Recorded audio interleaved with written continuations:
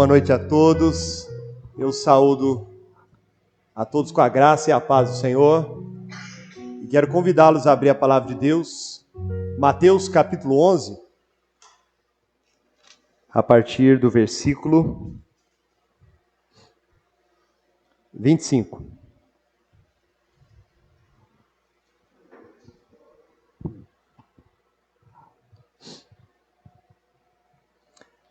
Por aquele tempo, exclamou Jesus: graças te dou, ó Pai, Senhor do céu e da terra, porque ocultaste essas coisas aos sábios e instruídos e as revelaste aos pequeninos. Sim, ó Pai, porque assim foi do teu agrado. Tudo me foi entregue por meu Pai. Ninguém conhece o Pai, ninguém conhece o Filho, senão o Pai. E ninguém conhece o Pai, senão o Filho, e aquele a quem o Filho o quiser revelar. Vinde a mim todos que estáis cansados e sobrecarregados, e eu vos aliviarei. Tomai sobre vós o meu jugo, e aprendei de mim, porque sou manso e humilde de coração, e achareis descanso para a vossa alma. Porque o meu jugo é suave e o meu fardo é leve. Vamos orar? Senhor, obrigado por esta noite, esses belos louvores que nós podemos expressar, adorar, engrandecê-lo. Ó Deus, o Senhor realmente é digno de toda adoração e que toda língua confesse que Jesus é o Senhor e todo joelho se dobre diante de tua majestade e dê ao Senhor a honra e glória que lhe é devida. E nós nos apresentamos a ti nesta hora como necessitados de ouvir a tua voz. Como acreditavam os puritanos, Senhor, que ao expor as Escrituras de uma maneira fiel, bíblica, é a boca de Deus falando aos corações. Eu peço ao Senhor que nesta noite o Senhor venha falar com cada um aqui. O Senhor venha se revelar a cada um aqui. Que haja de fato, Senhor Deus, uma experiência da parte do Senhor, pessoal, na vida de cada um dos irmãos e cada um dos que nos visitam, em nome do Senhor Jesus. Amém. Poder sentar.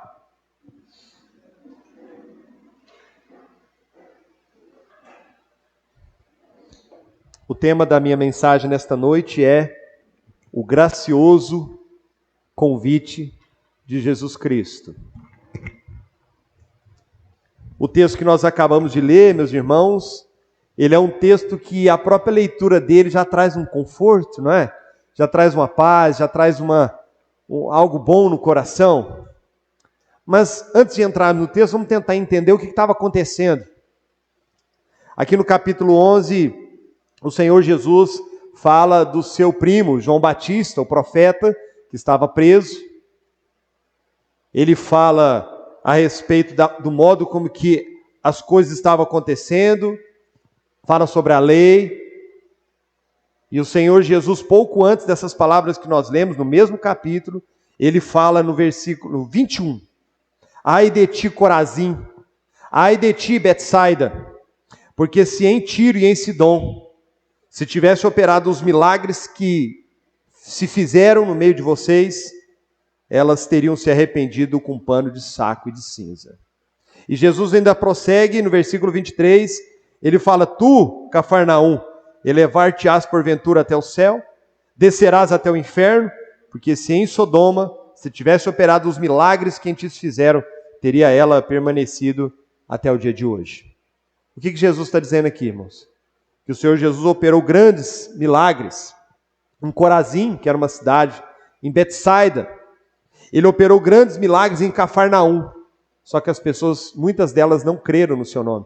Muitas delas continuaram suas vidas normalmente. Para essas pessoas de Corazim, de Betsaida, de Cafarnaum, Jesus era só mais um que passou por ali. Era só mais um profeta que passou por ali. O que eu aprendo aqui? A primeira coisa, queridos, milagre não converte ninguém.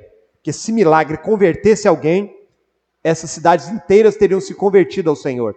E o Senhor Jesus reclama, ele fala assim, olha, se em Sidom e em Tiro, que eram duas cidades, ou duas regiões que eram inimigas do povo de Deus, ele fala assim, se lá em Sidom e em Tiro tivesse operado o que eu operei no meio de vocês, eles teriam se arrependido e todos teriam se convertido. O Senhor Jesus está exatamente nesse momento, trazendo essa palavra, até uma palavra de indignação, uma palavra até mesmo de, talvez, queridos, talvez alguns poderiam estar até desanimados. Imagine, o Senhor Jesus tinha uma missão, e Ele operou diversos milagres e não houve resultado. Mas aí Ele inicia aqui no versículo que nós lemos, por aquele tempo, nesse mesmo tempo, nessa mesma situação, diante desse cenário, Jesus exclamou dizendo, graças te dou, ó Pai. Ele foi orar. Ele foi orar ao Pai. E aqui eu já tenho uma lição interessante, porque quantas vezes nós nos sentimos desanimados diante de algum fracasso, diante de alguma coisa que eu planejei e não deu muito certo, diante de alguma coisa que eu pensei que ia ser de um jeito, de repente o negócio desandou, descambou para o outro lado, e eu já desanimo. O Senhor Jesus, diante dessa situação, o que Ele fez? Ele foi orar. E como é que Ele começou a oração? Graças te dou, ó Pai. Irmãos, para Jesus não existia fracasso. Para Jesus não existia derrota. Para Jesus não tinha esse negócio de que tudo está perdido. Tudo aquilo fazia parte de um plano maior. E nós, como cristãos, nós precisamos entender o seguinte, meus irmãos, em Cristo não há fracasso. Nós precisamos aprender a ir ao Pai. Nós precisamos aprender a ter uma vida de oração, e mais do que uma vida de oração, uma vida de gratidão, de contentamento, uma vida de glorificação, uma vida de exaltação. Olha as palavras de Jesus diante desse cenário que ele estava vendo. João Batista, seu primo, tinha sido preso. Ele havia operado vários sinais e aparentemente não havia conversões. Mas ele vai ao Pai. E ele diz assim, graças te dou, ó Pai. E ele continua a oração.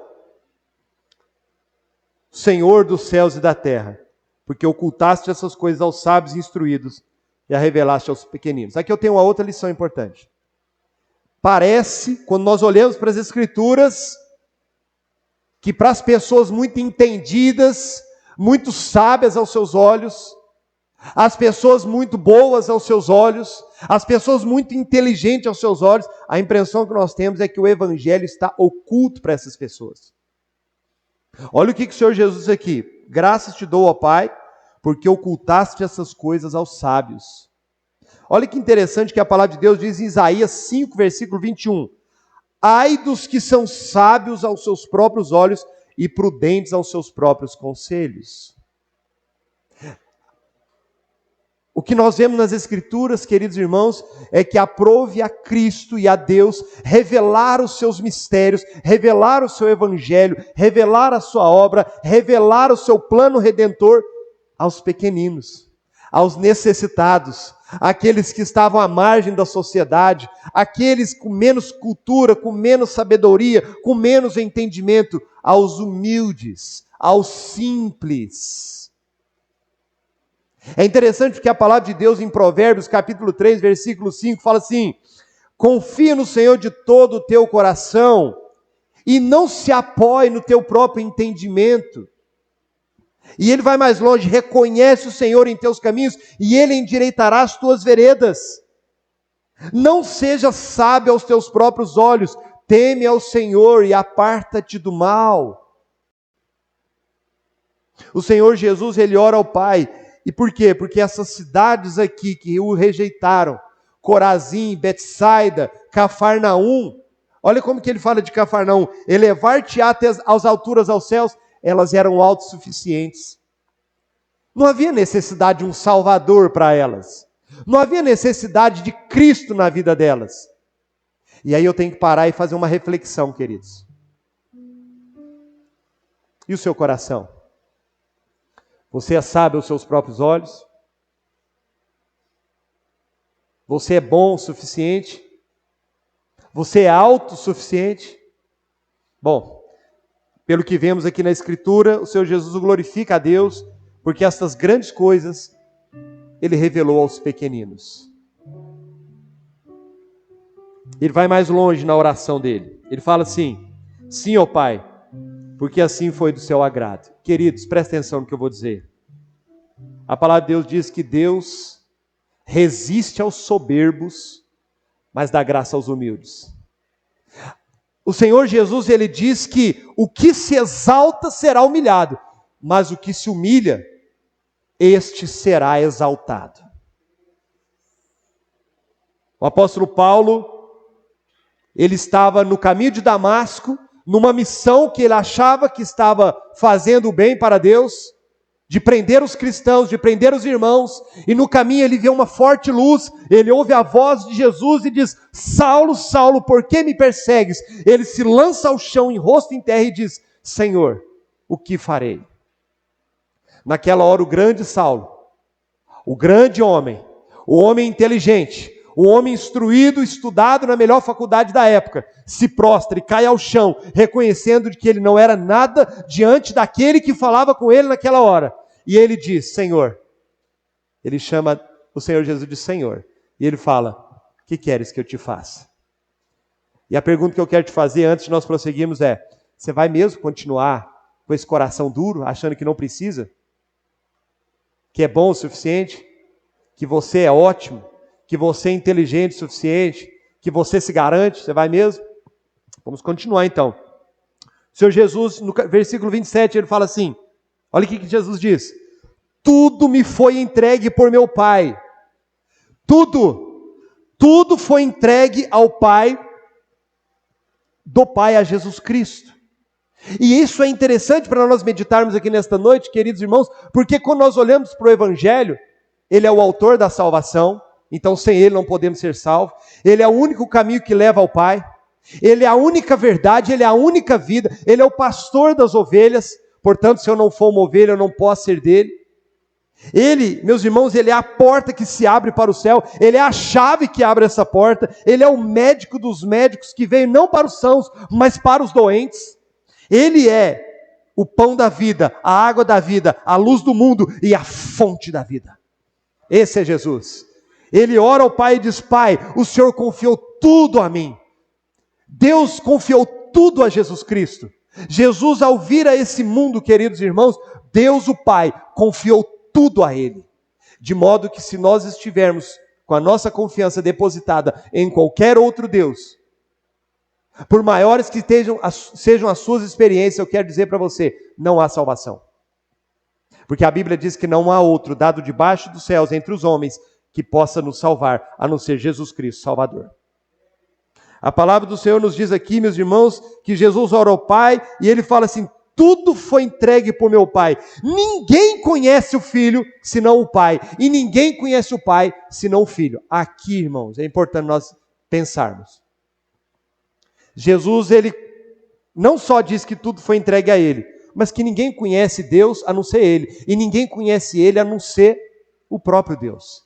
Ele se eleva e se coloca na mesma condição do que o Pai. Ele diz: eu sou Deus, eu sou o Senhor, tanto quanto meu Pai. E nós dois somos um. E na eternidade nós fizemos um pacto, nós fizemos uma aliança de vir e salvar o homem, de salvar aquele que crê.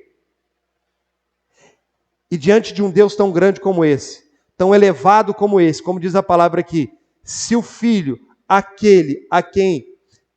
olha isso aqui interessante. Ninguém conhece o Pai, senão o Filho e aquele a quem o Filho quiser revelar. Aí a grande pergunta aqui que nós devemos fazer é a seguinte: se Cristo é tão grande, se Ele é Deus e é Senhor, se Ele e o Pai são um, se ambos fizeram uma aliança, a quem Ele quer se revelar? Eis a questão. A quem? Percebam aqui, irmãos, uma grande verdade. Só pode conhecer Cristo a quem Deus quiser que o conheça.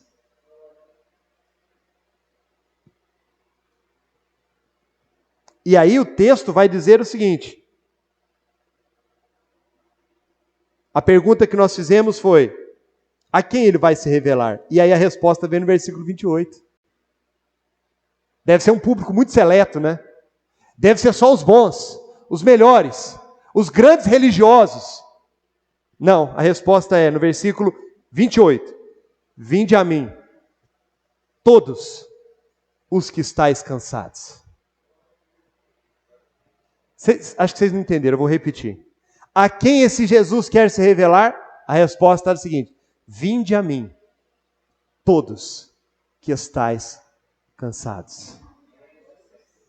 E o interessante, queridos irmãos, vocês podem olhar no texto, que não fala cansado de quê, não. Nós podemos pensar que pode ser físico, mental, espiritual, qualquer coisa. Está valendo. Jesus não especificou, não. Você está cansado? Tá, irmão? Você está cansado dessa vida? Desse mundo? Você está cansado dessa politicagem que nós estamos vivendo? Promessas vazias? Você está cansado com os problemas do seu lar? Com os problemas da sua vida profissional que não se resolve? Você está cansado com os problemas da sua família? Você está cansado que as pessoas descarregam sobre você um monte de problemas, você já não sabe mais o que fazer, você não sabe mais que resposta dar? Você está cansado desta vida? O convite é para você. O convite é para você. O convite é para mim. O convite é para todos. Porque, meus irmãos, não tem como eu tirar se por um lado o Senhor Jesus só vai se revelar àquele a quem o Pai quiser, por outro lado, no versículo 28 ele está dizendo o seguinte: vinde a mim, todos que estáis cansados e sobrecarregados. Irmãos, o cansaço, ele é uma consequência da queda lá no Éden. Quando Deus fez o homem, ele fez o homem numa condição que ele não teria cansaço, estresse, chateação, preocupação. Mas o homem caiu, e com a queda, a maldição da queda. O cansaço nada mais é do que um resultado da queda. Quando o Senhor disse para Adão assim: do suor do teu rosto você vai trabalhar, vai sustentar a tua casa. Cansaço. Cansaço. Físico, mental, espiritual. E se tem uma coisa que existe hoje, queridos, é o cansaço. Você olha no olho das pessoas, está o cansaço estampado. A pessoa sai de férias, fica 30 dias de férias, ela não consegue descansar. 30 dias é pouco. O cansaço está estampado, estabelecido no nosso olhar. E é curioso porque esse convite foi feito há 2000 anos atrás. E a voz de Jesus ecoa aqui hoje. Dizendo para cada um de nós: você está cansado? Jesus está dizendo o seguinte: vem a mim. O convite dele não era para mais uma religião. Não era para mais uma denominação, não era para mais uma pessoa, não era para um rei, não era para um novo presidente, era para ele mesmo. Querido, você está cansado? Olha para Jesus Cristo e vá até ele. Corra para ele. Se lance nos pés dele. E ele vai mais longe, ele fala assim, aí ele vem com a promessa, olha a promessa. E eu vos aliviarei. Há alívio para você, querido. Há alívio para você, minha irmã. As pessoas hoje, elas vivem no estresse, uma preocupação. O dia de amanhã, o que eu vou fazer? O que eu tenho que fazer? Olha, o que eu tenho que me aprontar? Meu planejamento é checklist para tudo. Olha, se eu não colocar tudo no papel, eu não consigo fazer tudo. O dia tinha que ter 48 horas. Nós vivemos uma correria constante. Parece que nós traçamos uma meta, depois nós dobramos a meta. Engraçado, essa frase é conhecida, né? Nós não temos meta, mas não vamos fazer uma meta. Quando a gente chegar, a gente dobra a meta. Nós vivemos assim. Uma correria, desgaste para cima e para baixo, como se nós tivéssemos que ganhar o mundo. E Jesus está parando você hoje, nesta noite, Ele está te dizendo: pare. Você está cansado? Vem a mim. Para um pouco. Relaxa. Calma. E vem. Só vem. E é interessante que o irmão leu aqui no início, né? Buscai o Senhor enquanto se pode achar. Buscar enquanto Ele está perto. Esse texto foi lido, queridos irmãos, em Isaías, sabe por quê? Vai chegar um tempo que esse convite não vai mais ter efeito. A Bíblia diz que vai ter um tempo em que as pessoas vão procurar Deus e não vão encontrar. A Bíblia fala de um tempo em que as pessoas vão buscar a Deus com a própria vida, se lançarão dos prédios e não encontrarão. Apocalipse. Mas hoje, esse convite se estende a nós. Vinde a mim, todos vós que estáis cansados, e eu vos aliviarei. Sabe por que Jesus pode nos aliviar, irmãos? Porque Isaías vai dizer que Ele carregou sobre si as nossas dores. e pelas suas pisaduras nós fomos sarados. Jesus não está jogando palavra fora aqui não, irmão. Jesus está dizendo isso porque em poucos dias, em poucos meses, ele iria à cruz carregar o peso que você está aí carregando, querido. Para de carregar esse fardo, para de carregar esse peso. Cristo já carregou na cruz. Vem, vem pecador, vem. Que Ele vai te aliviar, que Ele vai tornar isso mais leve. Está pesado, irmão? Eu imagino que deve estar pesado demais essa situação. Você já pegou conselho com um, com outro, já foi no psicólogo, já foi no psiquiatra, toma remédio. Você está daquele jeito. Já não está resolvendo mais não. Você está tomando 3 comprimidos para ver se consegue dormir um pouquinho, não é? Jesus está dizendo remédio aqui, querido. Vem a mim. Vem a mim. Ele fala assim, olha que bonito, queridos. Tomai sobre vós o meu jugo.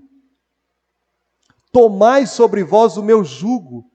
O jugo era aquele instrumento que hoje em dia a gente não conhece essas coisas mais, né? Que é colocado sobre os bois, né? Um de cada lado para puxar o carro, né? Carro de boi. Acho que alguns aqui nem nunca viu carro de boi, né? Perguntar para as crianças o que é carro de boi, elas nem sabem, né? E Jesus está falando assim, tomai o meu jugo. O que ele está dizendo? Querido, ele está dizendo que se você vir a ele, vai ter luta, vai ter dificuldade. Você vai ter que carregar a sua cruz. Mas tem um detalhe, ele vai estar do lado. Bem do lado. Ajudando a carregar o peso. Você não vai estar sozinho. Você não vai estar sozinho nessa caminhada não, meu querido.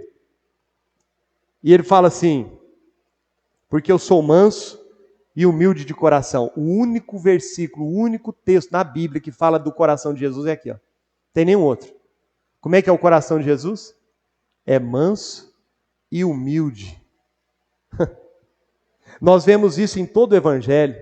Jesus frequentava a casa de pessoas humildes, pessoas simples, visitou a casa de Marta, Maria, Lázaro, visitou publicanos, atendeu pessoas de todas as formas. E quando ele ressuscitou, que Pedro havia traído, ele chega para Jesus e diz, Pedro, tu me amas.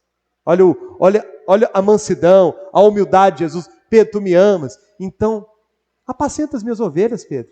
Não houve ali uma acusação, um dedo de apontamento, não houve ali uma condenação, houve ali gentileza, mansidão, amor, humildade. Meus irmãos, esse é o nosso Deus, esse é o nosso Senhor, esse é o Cristo que nós servimos. Você só está aqui porque Ele tem um coração manso e humilde e resolveu convidar você para fazer parte do povo dele.